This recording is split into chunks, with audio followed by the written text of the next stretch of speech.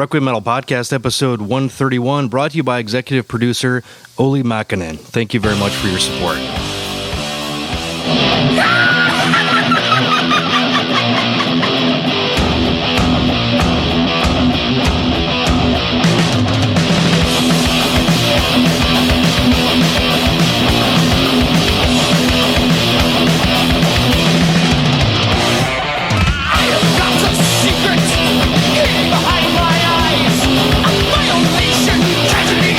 Violence, hate, and lies.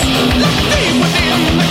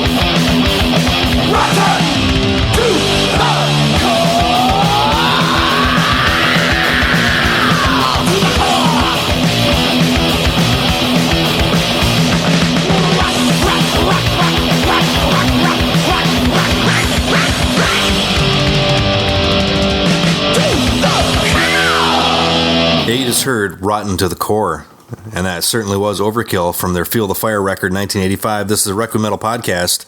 I'm Mark. And I'm Jason. And this is, once again, another long overdue rediscovery band for Mark and I here. With I think Bobby Blitz would say, "You're shitting me! You're shitting me!"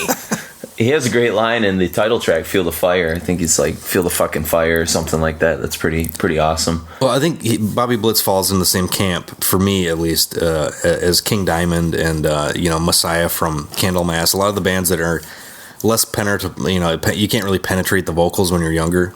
Yeah. Either you get it or you don't. Yeah. And Overkill is a band in the last couple of years I've started to kind of appreciate even more, especially they don't sound like anybody else. No, they had their own unique approach to sort of the New York, kind of hardcore punk influence thrash stuff that like Anthrax and Nuclear Assault and some of those bands kind of, well, like where bass was, it was like a punk bass kind of aesthetic. I mean, these guys I think in 1980, Rat Skates and what the hell is his D.D. Verney. D.D. Verney. Yeah. Were in the Lubricants. Neither of which are their real names. Yeah. Was in the Lubricants, which was basically a punk band when they were kids. Yeah. And so, I mean, there's definitely that punk kind of background that, you can hear it a little bit in Anthrax, but it's more of a New York hardcore kind of vibe. But this is just kind of a straight up, more of a 70s. Well, sure, there's definitely, and D.D. Verney and Rat Skates, the two founding guys, we should say, D.D. Verney kind of named himself D.D. Verney in honor of D.D. Ramone, and Rat Skates took his name from Rat from The Damned, so that's kind of odd right away to have a thrash metal band that's owing so much allegiance straight up to punk. Mm-hmm. Certainly Slayer did years later with I think everybody did Undisputed Attitude, but it wasn't quite as wasn't as deep. As overt. Yeah, exactly. I mean, all those thrash bands were influenced by a lot of people, but I think you mentioned too the 70s vibe, or the late 70s, early 80s, the whole new wave of British heavy metal thing that's really meeting, especially in the first two releases, Feel the Fire and Taking Over. You can hear a lot of that stuff there, and yet you hear this punk influence too. The way that Rat approaches sort of the drumming stuff. He's like records. Just doing the hi-hats open constantly. I mean, he's got that kind of the fury of a punk drummer for sure. And just the fact that a lot of thrash bands, for as influences the thrash bands were by the whole new wave of British heavy metal thing, one thing they didn't take that, like, say Steve Harris did, or I can't think of any other bassist from new wave of British heavy metal bands. Ian Hill? What's that? Ian Hill. Ian Hill. Although you could argue Judas Priest spurred the new wave of British heavy metal, but they kind of predated it, really. Yeah, I think so.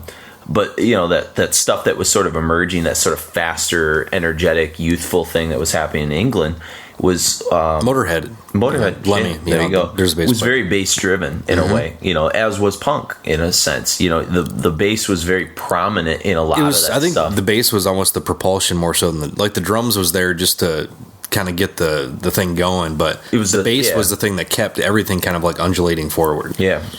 And Motorhead, I mean, that's the first. I mean, how many, like, almost the bass, starting a song with some kind of like bass riff is almost like a punk cliche to some degree. But you pull that into thrash, and all of a sudden it sounds like it's this whole like new kind of like energy. Yeah, and Cliff Burton and some of those guys dabbled around in that, with some of the instrumental stuff they would do. But bass was always never present in a lot of thrash. I mean, there was I think Frank Bello and Anthrax. There's there's a couple, but really bass I think kind of took the back seat in most thrash music. Yeah, and that's odd, and that was a choice. I mean, you can barely hear Tom Aray's bass and many of the. I mean, but you take it out and it's it adds. What it was doing is helping accentuate the double bass drums that became like so prominent in thrash too. They almost like merged together to form like one sound, but nobody was like snapping out like a Steve Harris where it was driving. Yeah, the songs in that sort of way as a lead instrument.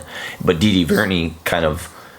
Maybe not so much on the first couple records, but by the time like Under the Influence and Years of Decay come about, he starts really I think he's becoming prominent. Yeah, I think he's more important than the guitar player, really. Yeah. As far as like what I'm hearing and the impact and how he moves the song forward. Yeah. Like it's not following just the beat of the drums constantly. He's like and especially since they're only, they've only got a guitar player, drummer, bass player, vocalist. They don't have the twin kind of attack thing.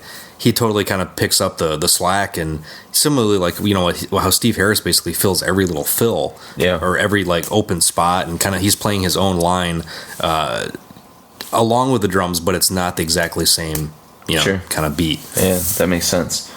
And so that right away, that added something, I guess, unique to them, is that they're taking this sort of Judas Priest, new wave of British heavy metal, even right down to, I guess, the sort of Rob Halford styled vocals that you hear, especially in the older stuff. Operatic, There's some operatic things kind of happening there, but you also get, I guess, some of the Germanic, Teutonic stuff from like Accept, some Udo vocals for sure. And even the palm muted, super fast guitar riffs and stuff too. Yeah, which Accept was proto thrash in their own way, And then you mix that with the punk style, and you kind of get the basis of, like, I guess, Overkill's sound. And one thing, we'll get into Bobby Blitz's vocals in a moment, and kind of how that's, like you said, kind of a divisive element, But I think Bobby Blitz's vocals and Dee Dee's bass playing were I think the asterisk things that made Overkill kind of unique, I think so. As a thrash band.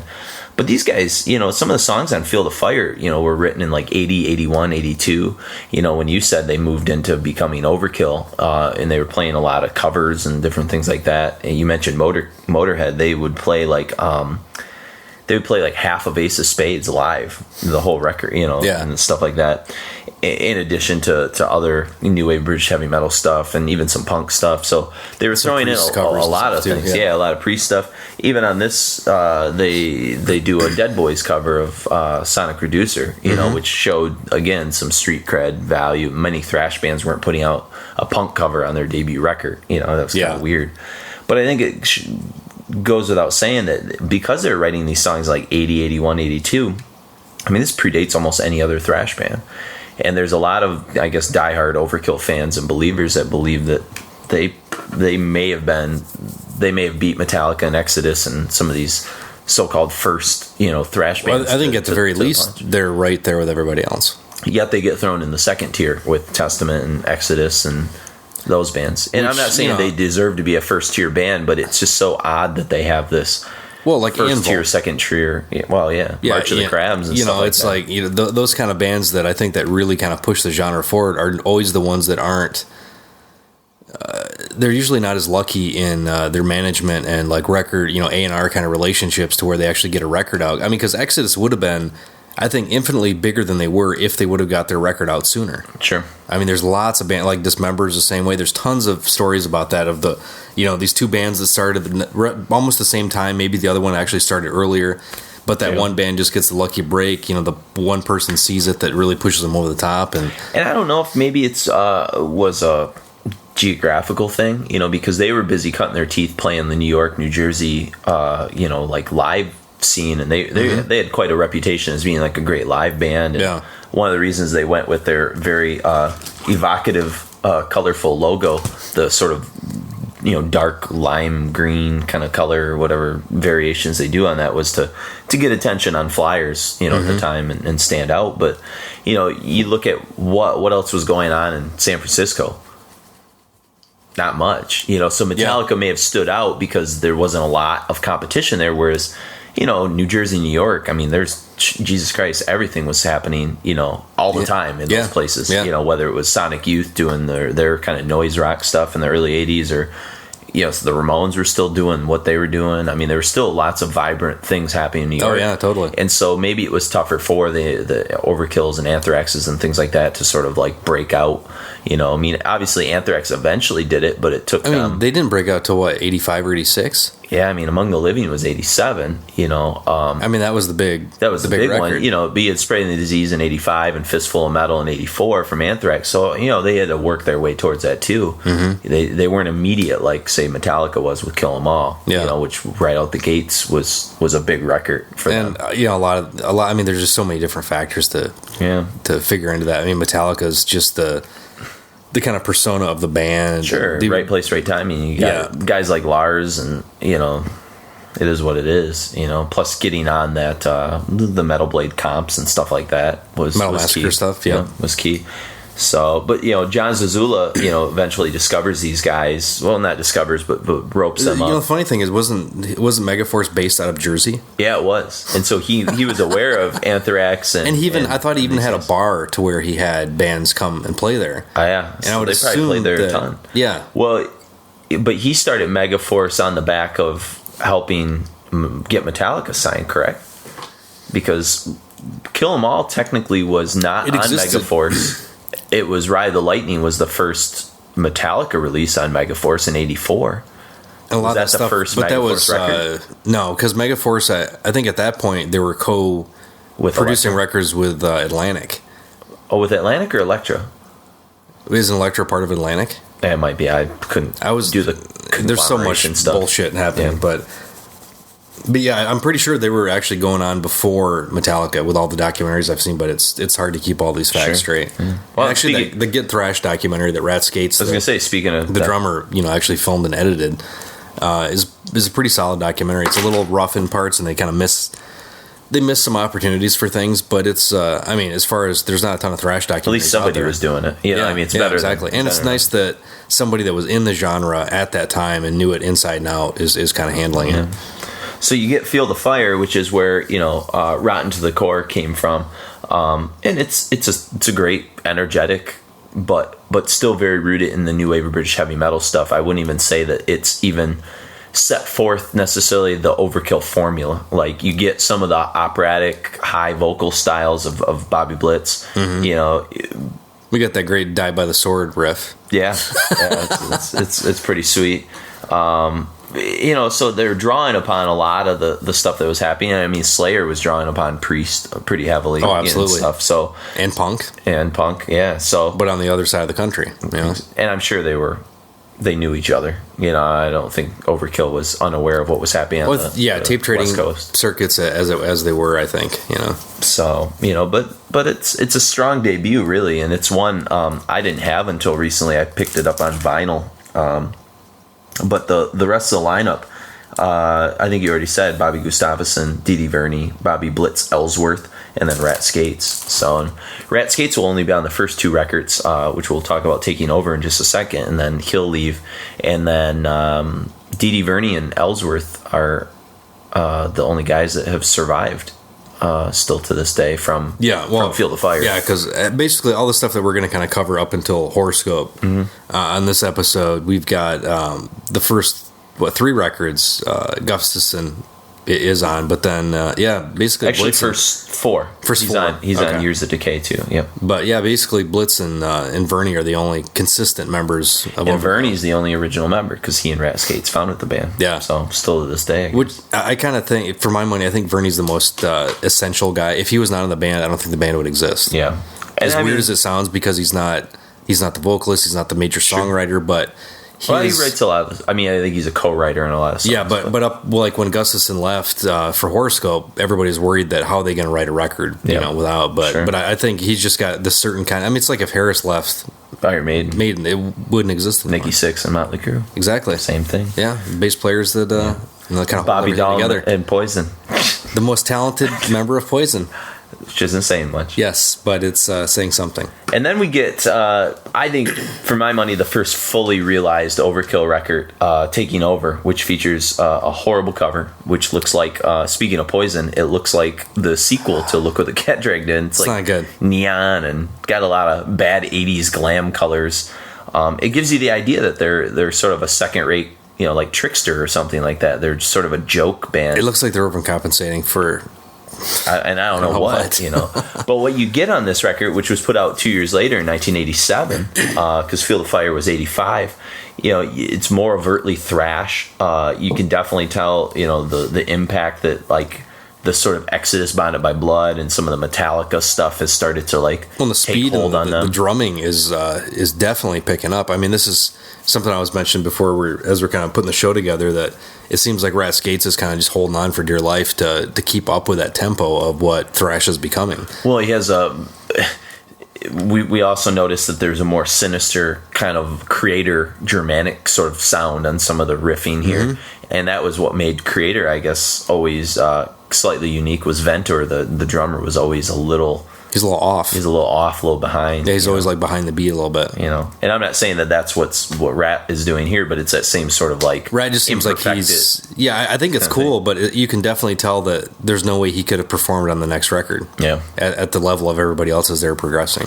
Well, and you get the development on taking over of Ellsworth as a vocalist. You know, he's starting to develop, I guess, his signature snarls, that really become the defining factor for him. Because early on, I mean, he's very much seems like an acolyte of Halford to some degree. At least in his approach, his range is not anywhere near what Halford's is, but it's so much more new wave of British heavy metal style approach to vocals than whatever other like thrash kind of vocalist was doing, because Metallica, I think a lot of this stuff is almost all born out of punk.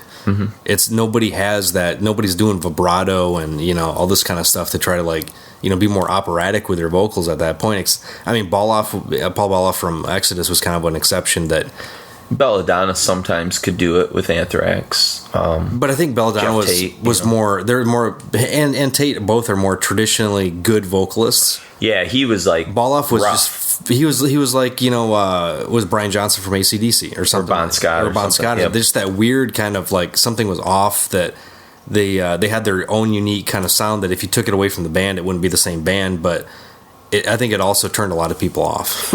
Bon Scott's actually a good. He and Udo. I think if you combine those two with like Rob Halford, you get kind of like the unprofessional mixed with the very professional Halford. And you get like a Bobby Ellsworth style. Yeah, it's like the heavy metal equivalent of like a Rod Stewart kind of sound. Because Rod Stewart is not. Rob's his brother. Yeah, it's his roadie. Oh, which we have to mention. I'm sorry, we have to mention the Dan Spitz connection. Let me finish my thought real quick. But yeah, speaking of brothers, Rod Stewart is not a great vocalist, but he really commits to what he's got, and he's got that the kind of. I guess raspiness that eventually kind of works its way into pop culture. But yes, Dan Spitz, he was an original member, but he was in one of the early incarnations of Overkill. Yeah. And his brother Dave Spitz was on Eternal Idol, one of the shittiest Black Sabbath records ever, and in Great White and in White Lion. That's you can't. Wow.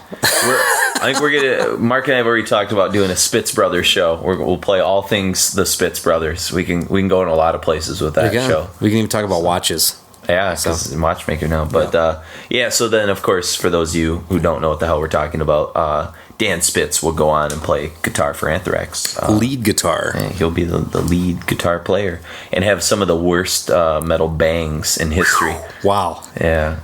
Good thing he's building watches now. He could commit to those things, man. But he's ripped now too. Is he? He's kind of retardedly ripped. Getting back to Bobby Blitz for a moment and the snarl, one thing we sort of notice, and you hear it on some of the Taking Over stuff, songs like Deny the Cross and Power Surge, is some of the Dave Mustaine type stuff. And now who influenced who is besides the point, but there's clearly some connection there between the way that Mustaine would talk his vocals with a snarl rather than sing sometimes. Which I think a lot of Mustaine's kind of like talking stuff comes from King Diamond. Probably, yeah. It's that, because I don't know anybody else that was really doing that kind of the talky stuff that Diamond was doing at the time. Sure, and he was obviously huge. I mean, they were all very into Merciful Fate kind of stuff.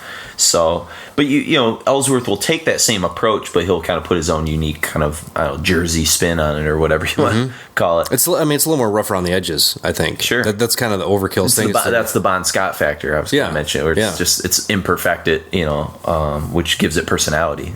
But you're right. Say what you want, you might not get into Bobby Blitz Ellsworth's vocals right away, but he's certainly consistent and he certainly has his own unique style, and that style is what pushed people like you and I away from Overkill when we were younger. It didn't invite us in as easily as, say, like the more traditional vocals of a Hatfield or Araya or something like that, which were I don't know, I guess it was tough. We grew up in an era where like the gruffer the vocals, the better, and the operatic stuff, unless you was very well trained, like a Jeff Tate or a Halford or something like that. Yeah. It wasn't something. Well, because I mean, as a kid, I didn't like Priest until I heard, Painkiller. Painkiller. Yeah.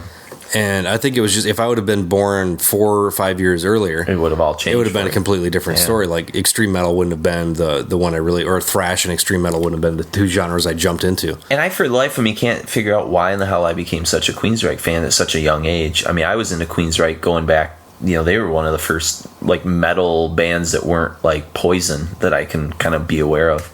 I mean, Empire was huge from a mainstream angle, but I mean, I was into them with Eyes of the Stranger and stuff like that too. I would hear it on the radio. Liked them early on too, because there was one band that was like on the radio, them and like like Guns N' Roses, like 88, 89. Yeah. Which I wouldn't throw them in the same category, but those are bands that were both played fairly heavily on the radio that I got into, and discovered the real gems on the records that they wouldn't play on the radio. Sure.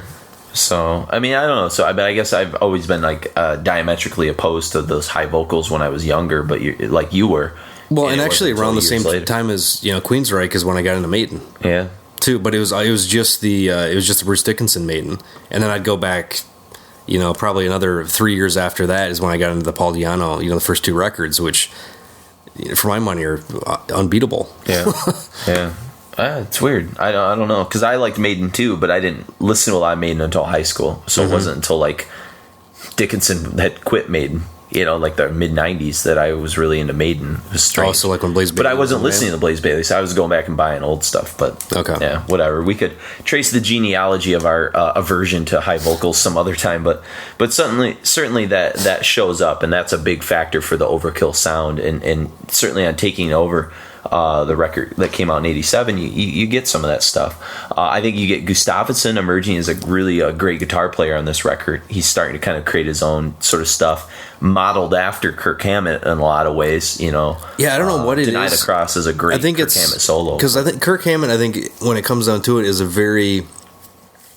he's kind of meat and potatoes and clinical as far as, I don't think he's a real creative soloist, but he's good. He's great at what he does. And, bringing in the wah pedal for a lot of his solos and doing a lot of like scales and arpeggio stuff, but then, mixing it up with speed. Gustafsson seemed to really, he's probably the closest. I mean, him and Hammett sound so similar in a weird way that I don't ever hear a whole lot of people like, oh, that sounds like a Kurt Hammett solo. Yeah. Because it is so unassuming in a lot of ways. It's unassuming, but it's good, and he hits everything he needs to, and it's still emotional, and But you think even like a song we won't play, but we played it. Played on our Crucial Years show is Elimination, which is a kind of famous song. I mean, that's but that whole riff is modeled after a Metallica riff, the whole thing, and stuff. And there's solos on here that are pulled like straight off of Master of Puppets and Kill 'Em All, and I don't know if it's and stuff like that. If it's just something that was in the air at the time, or it could have been. When we get to End of the Line, there's a lot of like Black Album Metallica stuff mixed with Master of Puppet arpeggios and things like that. So. And really, they were probably recorded around the same time. Yeah, that's true. It's true. But in Taking Over, I think the model for this record too was Kill 'Em All, it was Fistful of Metal, it was Killing Is My Business, Business Good. Those sort of really traditional early thrash records. It's not till Under the Influence that all of a sudden Overkill is going to evolve and really bring in a lot of melodic elements and a lot of more dynamic progressive elements that you and a lot hear. More speed. Yeah, sure. Although there's some speed on like Deny the Cross and even Power Surge, which you're going to hear. I mean, those are pretty fast records, fast songs, but when you add the new drumming component, you make up for what Rat couldn't do. All of a sudden, you can bottom end that speed a little bit more and make it more aggressive and stuff. So, but let's get into some music. We got a pair of tunes from Taking Over. We got Deny the Cross and Power Surge. Which one thing I mentioned about Power Surge is you hear a lot of chant vocal stuff, which was made famous by a lot of the New York bands, especially Anthrax, and I think Overkill did it really well. Well, sort of like sing along kind of chant stuff. Yeah, it goes back to call and response and blues, kind of stuff. But it was also the New York hardcore. New York hardcore is probably most identifiable with that, and Anthrax is probably best known for really embracing that. Almost every single song they did in the first couple of records. Sure, it had that groove model behind it. And then we're going to transition to a pair of songs from Under the Influence, Drunken Wisdom and End of the Line, and we'll talk more about those songs when we come back.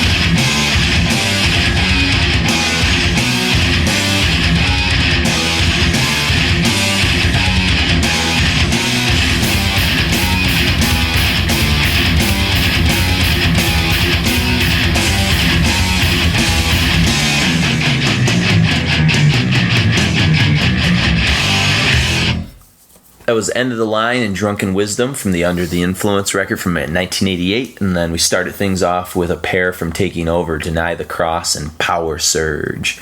And one thing you'll notice on Under the Influence, even though it's only a year later, there's quite a bit of progressive evolution, I would say, in the songwriting purposes. You're hearing, obviously, on on Drunken Wisdom, which was the 6-minute tune there, the doomy kind of Black Sabbath oriented, sort of really bottom heavy, slowed down kind of riffing, which Metallica hinted at and flirted with on, Thing That Could Not Be and stuff like that. I mean, they definitely had that part to them. But here, it's almost forward looking to the early 90s when Metallica Black record, which was very stripped down, very bottom heavy, simplistic, but slow, in a sense. Mid-paced, and then a band that we kind of talked a lot about off mic, which is Pantera, because there's so much of that kind of Pantera aesthetic that's really happening.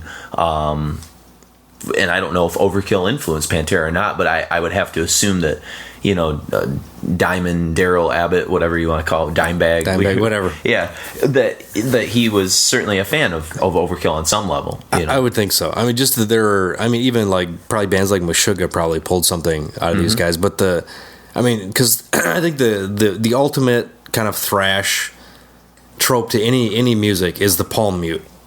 Is what I kind of always have considered thrash, and what Metallica and Anthrax and Megadeth did very well, but also what Overkill kind of did in a different way, because they used that, but they also pulled in, we'll hear on End of the Line, they pull in Iron Maiden riffs, like Iron Maiden breakdowns, which a lot of the other bands were really not. I don't think they were pulling in as much from of old. They were more pulling in, Merciful Fate and Venom and Motorhead kind of vibes, and not the kind of like classical, traditional heavy metal kind of things. Yeah, the only band in America that he was even remotely associated with that scene was Queensryche, that was doing Iron Maiden kind of stuff. But Queensryche was never a thrash band. They just were an 80s metal band that weren't glam. And so, they were taken more seriously, like the thrash stuff was, but they never really walked in thrash camp, because that's not where they were about. No, and like their riffing kind of structures was never the Maiden kind of triplicate format or anything like that. But I don't know because the funny thing is that Queensryche was taken more seriously because they had political and serious, lyrics, but yet you don't hear any kind of like punk influence because that's what punk lyrics were. Yeah. But that kind of stuff's doesn't seem to spill over into Overkill. Yeah. It's weird. Well, yeah, because Overkill's lyrics were not, that was one of the critiques against them, was that their lyrics were always sometimes a little lowbrow, and that they were young kids. Well, but a lot of the choruses and a lot of the song titles were almost created kind of like what Exodus would do. They were created to write great thrash songs around and to like chant and sing. I mean, almost like Toxic Waltz is like a perfect example of that. Overkill was kind of cut into that mold a little bit until we get to, say, like Horoscope, where I feel like the record will end with Horoscope. It's much more mature on some level. For sure. But the maturity comes out in their songwriting, at least, and so you have to take them seriously now as musicians, even if you just thought they were, kind of cookie cutter on Feel the Fire and Taking Over. You can't hear Drunken Wisdom and hear that breakdown that happens, that really sick breakdown that goes into the crazy ass solo that Gustafsson does on that song. Or when you get to the song we just heard, End of the Line, which you mentioned a second ago, you get to that middle solo and you go from, a Megadeth style Peace Sells kind of solo into a Black Album Metallica solo into the Metallica arpeggios of Master of Puppets kind of mixing around in there, all with this very, like, I would call it an emotional undertone of like Rage to Order, Operation Mindcrime, Queensryche. Yeah, I mean I probably just blew people's minds with a mouthful of references there. But you go back, rewind a little bit the podcast and listen to that solo again and End of the Line. It's justified. It's a great solo, but it's weird. They were sort of modeling all these different types of sounds and mixing them together. And, maybe some people thought it was a little too hodgepodgey or jigsawed together, but I like it. I think it works, Yeah, I wonder if that was their big problem, is that I think some of their influences were worn too directly on their sleeve. Yeah. Because like you listen to Metallica and early Metallica, and you don't necessarily pull out, okay, they liked, The only thing you or, really heard was like Diamond Head was really obvious, almost from Am I Evil on and that kind of model. You know? At least on Kill 'Em All, you could hear a lot of that stuff. Yeah, you know? I mean, you could hear a lot as far as Motorhead, as far as speed and stuff went, but I think they were more cohesive as far as this whole sound of the records. Yeah, because really, you could pull a lot of these Overkill songs off of you pull one song off a record, you don't necessarily, it doesn't always go to, okay, that's Your Decay, that's Under the Influence. Yeah. They could kind of go anywhere. They don't have that kind of, solidity that, like a Metallica record, you hear a song, you know what record it's on. Sure. I mean, Hello from the Gutter, which is on Under the Influence, could have been on Years of Decay. I mean, you could have swapped that with Elimination. That could have been the same record for all you, because they're very similar in they're kind of like a commercial approach, I guess you could say. But but then like you said, they throw like a end of the line in there. It's like a weird wrench, like it almost has like this. It comes out into like all those crazy solos, that we talked about, and the sort of Queensryche influence into like an Iron Maiden Diano era type Phantom of the Opera, Genghis Khan, Wrathchild. I mean, just you get all wrapped up in the weird, kind of like operatic nature of old priest ballads. Yeah, it's bizarre. Sure, it's a crazy record, and Under the Influence kind of gets tagged as like a I don't know. It doesn't get the attention. It kind of gets slagged as like the Overkill record in this era. That if you had to slag a record, it's this one. But I don't think so. I think everything up until Horoscope. I think they're all pretty great. I mean, I think the only thing that's weird about Under the Influence is that they're throwing all these new influences in, and so maybe that it was like South of Heaven, Maybe that title is more apt than we actually think. Yeah, that's true. Yeah. Could be. They're wearing their influences literally, But the next record they put out a year later in '89 is the first one that Terry Date, who will go on and get very famous, ironically working with Pantera and Deftones and Deftones and Limp Bizkit.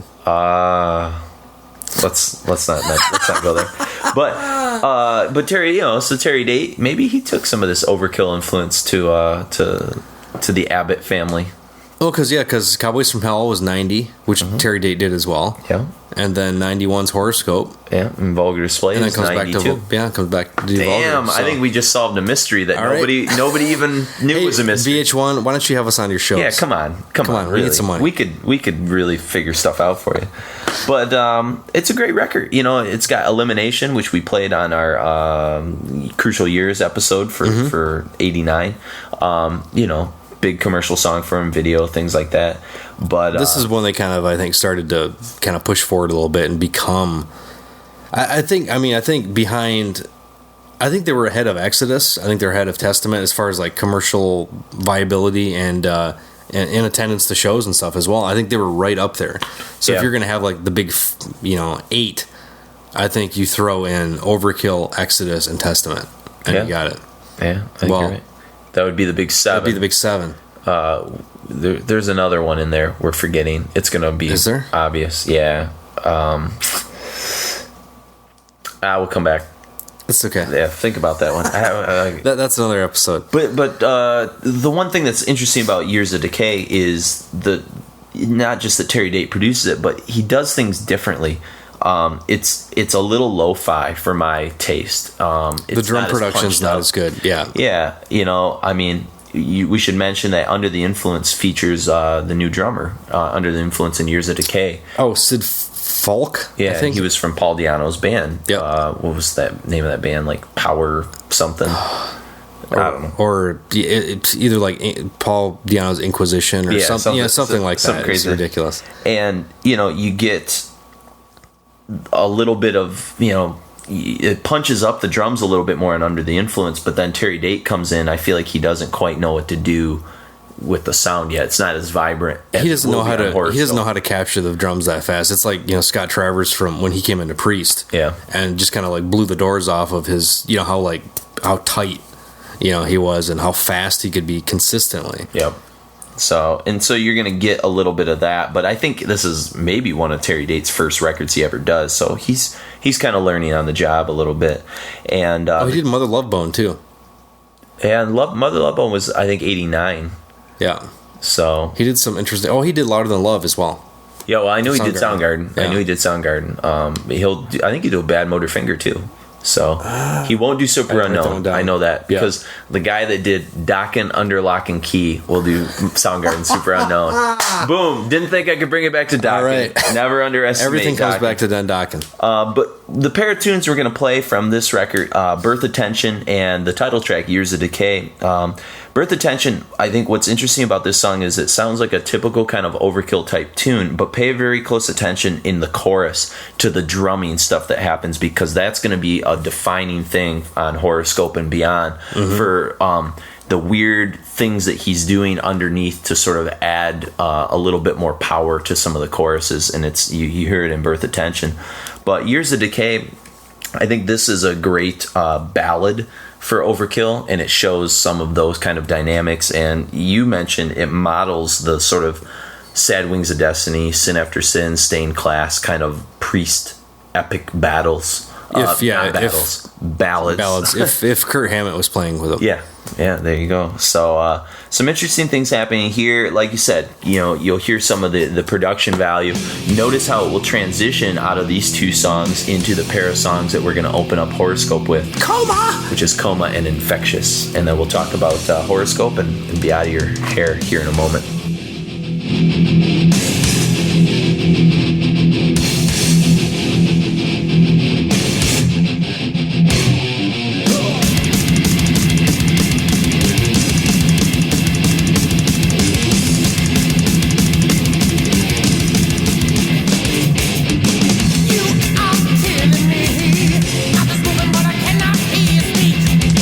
Life such tragedy.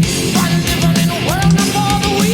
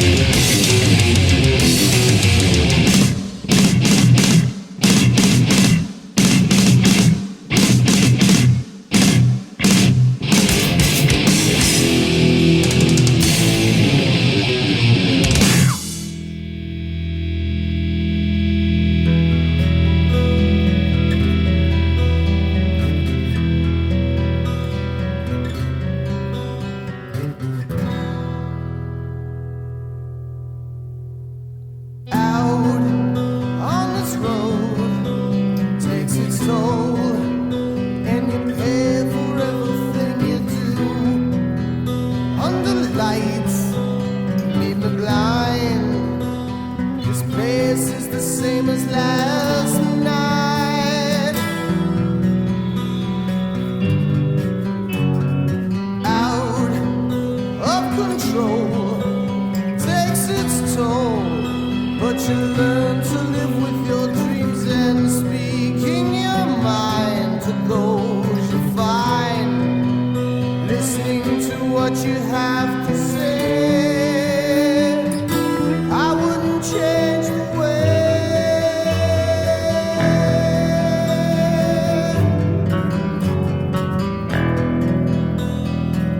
I wouldn't stop the decay.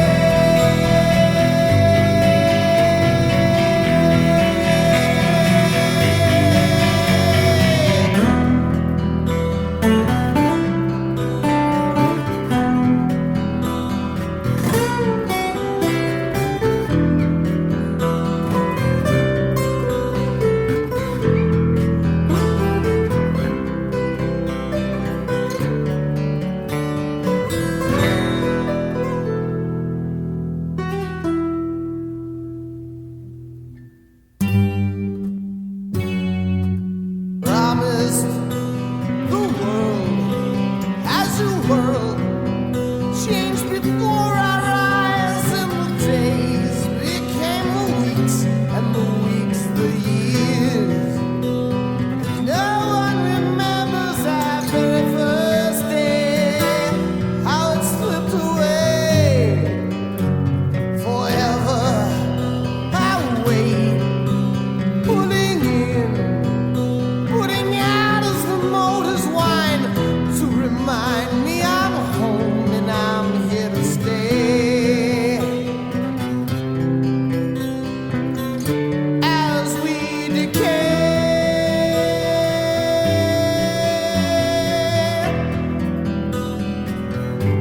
another day.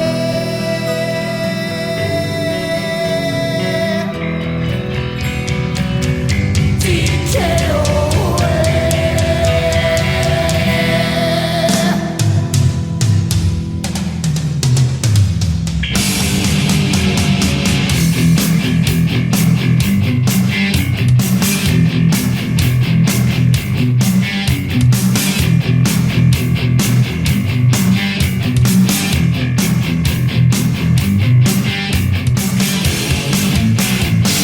I'm going home.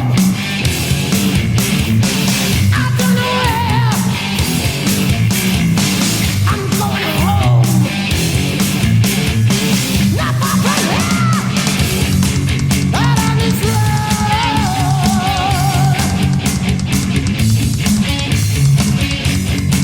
Playing this time.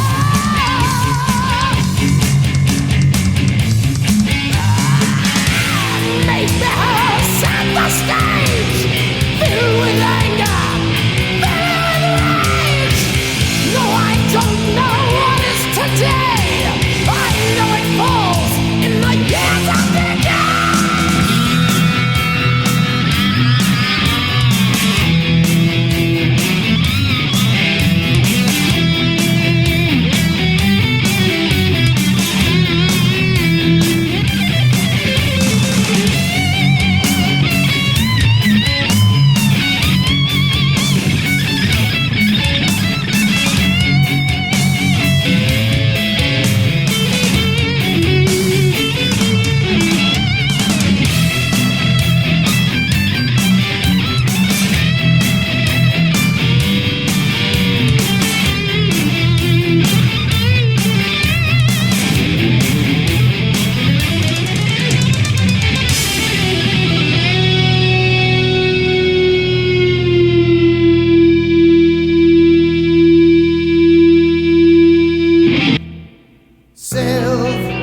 Self-sacrifice every night, and together we paid a price in blood that spilled out through the years, and another day passes away.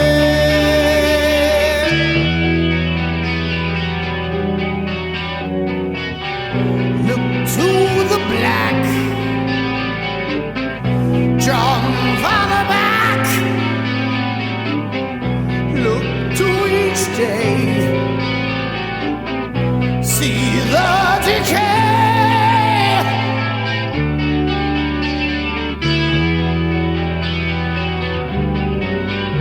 Times I've had, good and bad, win or lose. This is what I choose.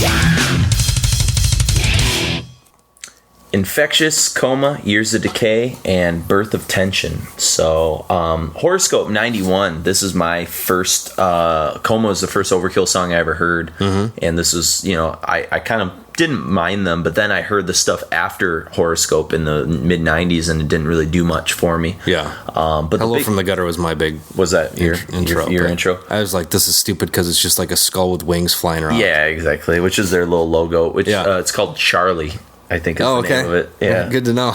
But something unique happens on Horoscope, because this is when the original, well, not the original, but one of the longtime guitar player and songwriter, I guess, Gustafson. Leaves, and they bring in a pair of guitar players. Merritt Gant, Rob Canavino. Apparently, they had kind of an open like casting call for these guys. But I think they do a nice job. I think you can't not hear what the production's way tighter than it's ever been. Yeah. I mean, this is the most mature, most focused Overkill record we've heard up to this point. I feel like they're kind of growing up. They're not as I don't know, it's juvenile maybe, and I think the party-esque. They're still keeping the kind of the vibe, because Gustafson, even though they had one guitar player, he was doing rhythm and lead tracks on the recordings. But I don't think they're trying to stray too far from what he kind of established. They don't. Yeah, it's not like masturbatory or anything. No, like and they don't take over like the kind of like the stuff that Dee Dee was doing on bass. That his kind of like part of the band that he kind of chiseled himself into. They don't take that away at all. It just sounds really good. It's just recorded really well. Well, if you hear the intro of Coma going into that like blazing drum production, you can tell like Terry Date has figured out what the hell he's doing in 2 years, to make it a full sounding thrash metal instead record. Of taking the drum kit and making it sound like this one mid-tone. He's actually like breaking it up. Like, okay, we've got the kick, everything has its own kind of like more volumetric vibe to it. Yeah, and I mean, I think if this had been the end of Overkill, I think they would have had a very complete, pretty brilliant sort of career. But you got to give them credit, because they're still kicking, and they've got some, even Ironbound, which was their newest record from last year. Nuclear Blast, man, it's pretty solid. Yeah, I mean, even though Bobby Blitz had a stroke and had nose cancer, which you don't hear about very often. That's pretty wild. He's still kicking it. Yeah, and he's at his snarling best on tunes like Coma and Infectious. Infectious has a great kind of sing-along, kind of chorus aspect to it, which you heard there. So, but, go out, get these records. If you can find Taking Over and you can find it for cheap, send us a copy. Yeah, we'd love to have it, man. I'm bidding on it currently on eBay, so maybe I'll have good news for you on the next episode of whether or not I was able to sort of secure that. But I think they're a band that's very underrated. Even for Mark and I, It's the one thing I think that we both agree on with Eddie Trunk from that metal show and his own Sirius Satellite or whatever the hell radio show. Eddie Trunk, if you're listening to our podcast in secret. Which is ruining your hard rock cred and increasing your heavy metal cred. Sorry, it's not UFO, but you can write us a letter in secret, and we'll we'd love to have you on the show so we can grill you and beat you up a little bit and ask you some actually thoughtful, serious journalistic questions. There you go. We can. I think you got it in you, Eddie. I think we'll stump the trunk. I think we got it in us. So pretty I think we'll do it. But we're gonna close things with a final cut from Horoscope tonight and today, whenever the hell you listen. This afternoon, whenever. You've convinced me that we're on a live radio show like Eddie Trunk's bullshit stuff he does in New York and Jersey. Oh, don't talk shit about him. We want to get him on the show. That's true. He's not listening to this. He'll never know. He won't. But we've got Live Young, Die Free, which has a cool and Justice for All kind of vibe to it, and just an overall great solo. Just sounds like a pre-song title. Yeah, exactly. Live Young, Die Free. Less gay connotations to it, but for sure, kind of priestian. But let us know what you thought. If you're new to Overkill like we were, or maybe you're an old-time fan, did we do them justice? Because, again, this is a band we're sort of relatively new to in terms of taking them seriously. Shoot us an email at requiempodcast@gmail.com. Check us out on the website, requiempodcast.com. You can become an executive producer, get merch, things like that. Facebook, Mark and Jason, or go to iTunes and leave us a review, star rating, things like that. That'd be great. So, for Overkill, I am Jason. And I am Mark. And you gotta be shitting me. Yeah. You gotta be shitting me. Live young, die free, people. Truer words never spoken.